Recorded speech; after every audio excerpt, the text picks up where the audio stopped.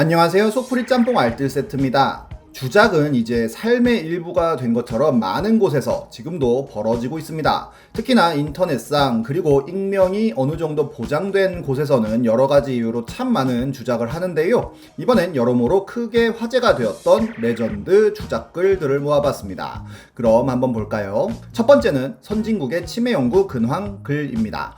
2019년 봄에는 선진국의 치매 연구 근황이라는 제목의 다큐 영상 캡처본이 돌아다닙니다. 의학계가 알츠하이머는 더 이상 질병이 아니라는 것을 인정했다는 내용인데요. 그저 단순한 노화의 한 종류로 결론 지었다고까지 합니다. 그렇게 수십 년간 알츠하이머의 연구 끝에 도달한 것은 치료법이 아닌 잔인한 현실뿐이라며 미국 정부는 알츠하이머 연구 예산을 삭감하는 중이라고까지 하는데요. 예전엔 60세가 수명이었다면 지금은 80세가 넘어가며 뇌가 그 내구성에 한계를 보였다며 이제는 놓아줄 때가 되었다고 생각한다는 내용이었습니다. 이 글은 당시에 거의 모든 커뮤니티에 돌아다녔는데요. 많은 치매 환자 가족분들의 마음에 엄청난 충격을 줬습니다.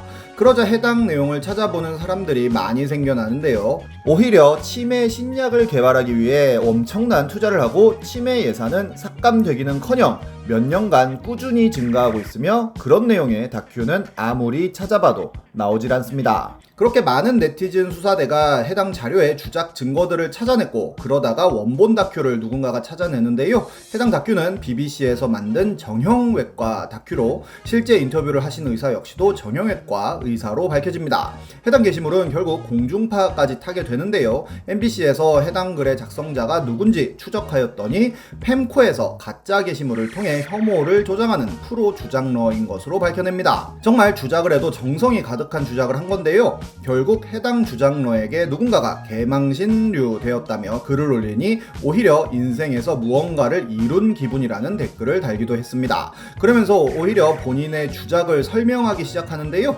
본인은 손 하나가 없는 장애인인데 손 하나로 간단하게 다룰 수 있는 툴을 이용했고 본인은 직업도 없는 인생이라 뭘 이뤄보겠다는 꿈도 없어 유일한 낙은 주작글 만들고 사람들 반응 보며 낄낄대는 것이라는 글이었습니다. 그렇게 본인의 불안을 글로 해소하는 거라고 밝히는데요. 치매 주작으로 실제 치매 환자랑 가족들이 고통받았을 것이라는 생각은 못했다며 희망을 놓을 뻔한 분들에게 사과를 올리면서 끝이 납니다. 다음은 부자 주작글입니다. 한남 더 힐은 방탄이 산다는 소문이 나면서 더 유명해졌는데요. 한 커뮤니티에는 한남 더 힐로 이사 간다면서 신난다는 흔한 자랑글이 올라옵니다. 그러자 거기엔 굉장히 많은 댓글들이 달리는데요. 언젠가 단지에서 스치겠다부터 시작하여 어서 오라며 전부 다 한남 더 힐에 살고 있다는 사람들의 웰컴 글이었습니다. 하지만 한남 더 힐이 총 600세대인 것 치고는 너무 많은 사람이 여기에 모여 있었는데요. 본인이 금수저인데 알바하면서 툭툭 금수저인 걸 말한다는 글에는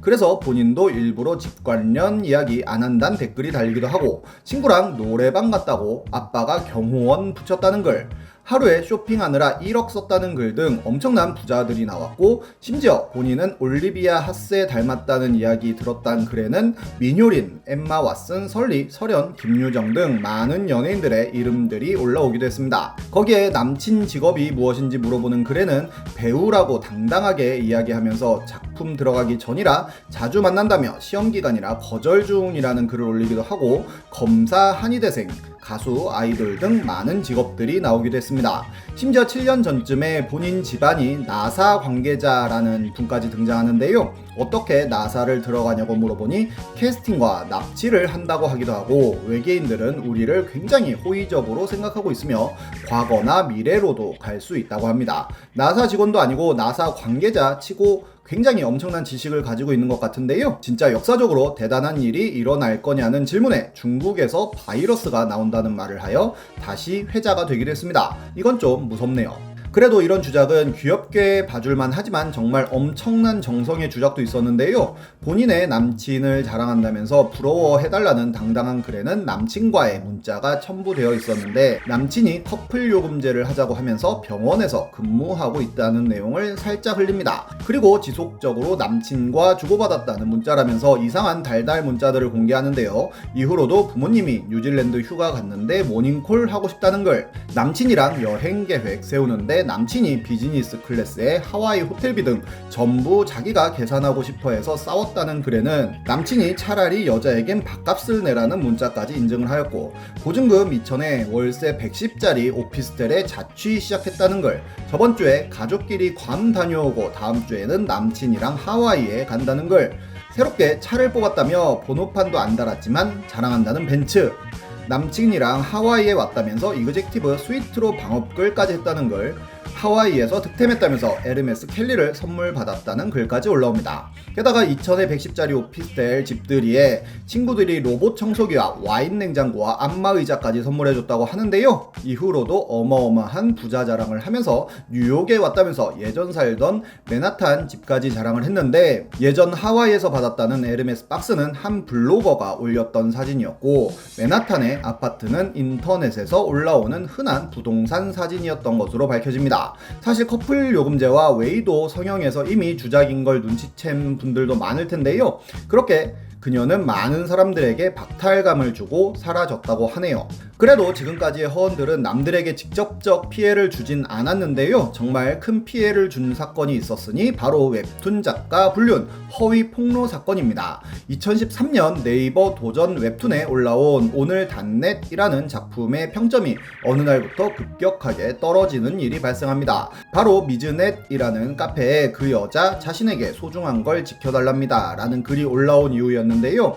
남편이 1년 동안이나 다른 여자와 바람을 피고 있었으며 해당 불륜 상대는 웹툰 작가라는 내용이었습니다. 심지어 본인의 결혼식에도 왔었고, 웹툰의 캐릭터 이름이 본인의 아이 태명인 오늘이라고까지 밝히는데요. 웹툰 작가가 본인과 모든 웹툰을 내리겠다고 약속을 했지만 지우지도 않았다는 내용이었습니다. 사람들은 해당 글을 읽고 어마어마한 공감과 함께 분노를 내비치는데요. 캐릭터 이름이 오늘인 오늘 닷넷을 찾아가서 평점 테러를 남겼던 것입니다. 사실 오늘 닷넷이라는 웹툰 자체가 2007년부터 연재하던 거라 2013년에 불륜을 하여 아이 이름으로 오늘을 지었다는 게 말이 안 되었었지만, 사람들에게 그런 검증은 전혀 필요하지 않았고, 해당 웹툰의 거의 모든 댓글에는 불륜에 대한 이야기로 가득 차 버렸는데요. 이미 사람들은 웹툰 작가를 불륜으로 단정짓고 어마어마한 마녀 사냥을 해버립니다. 너무 갑자기 악플이 많이 달려 겁을 먹은 작가가 웹툰을 삭제하자 사람들은 댓글에 바람녀 맞냐고 물어봐서 지운 거냐며 더욱더 날새운 공격을 하였고, 웹툰을 내리라며 굉장히 많은 댓글 테러를 합니다. 결국 해당 작가가 해명 아닌 해명을 올리게 되는데, 절대로 그런 불미스러운 사건은 없었고 미즈넷은 신고했으며 본인은 현재 멘붕 상태라며 그렇게 몰아가면 미칠지도 모르겠다는 글이었습니다. 그런데 그 글을 썼던 사람이 엉뚱한 사람이 고통받고 있다며 오늘 닷넷이라는 분은 본인과 상관없는 사람이라는 글을 올리는데요. 거기에 베풀은 왜 합의하셨어요가 되기도 했습니다. 진짜 무서운 집단 광기를 보는 것 같은데요. 그러자 바로 해당 작가에게 메일이 하나 왔다는데요. 본인은 30대 초반의 여성인데 힘이 들고 취직도 안 된 상태에서 작가의 여행 사진이 올라온 것이 정말 못마땅하고 불공평하다고 생각해 어려움을 안겨주고 싶었다는 것입니다. 간단히 지나갈 줄 알았는데 확산되고 커진다며 무릎 꿇고 사죄한다는 글이었는데요. 벌을 주시면 달게 받겠다고까지 씁니다. 그러자 사람들은 오히려 작가에게 왜 적극적으로 해명하지 않아서 이렇게 일을 키웠냐는 댓글을 달기까지 했는데요. 정말 무섭습니다. 결국 작가의 남친도 글을 올렸는데, 많은 분들이 말씀하신 고소라는 것을 하기 위해 사이버 수사대를 비롯하여 여러 곳을 통해 고소의 방법과 절차를 백방으로 알아보고 있으며, 다행히 증거가 충분히 확보된 상태라서 사이버 모욕죄로 고소를 할 예정이라는 글이었습니다. 그리고 오늘 닷넷의 모든 홈페이지와 작품들은 모두 다 인터넷에서 내려왔고 이후로의 고소 상황은 알리지 않습니다. 정말 한 사람의 열폭글 하나와 거기에 선동된 사람들이 유망한 웹툰 작가를 은퇴시킨 사건으로 기억되고 있습니다. 언제나 느끼는 것이지만 주작의 원동력은 열등감이 아닐까 싶습니다. 감성적인 선동은 정말 쉬운 것도 같네요. 지금까지 속풀이 짬뽕 알뜰 세트였습니다.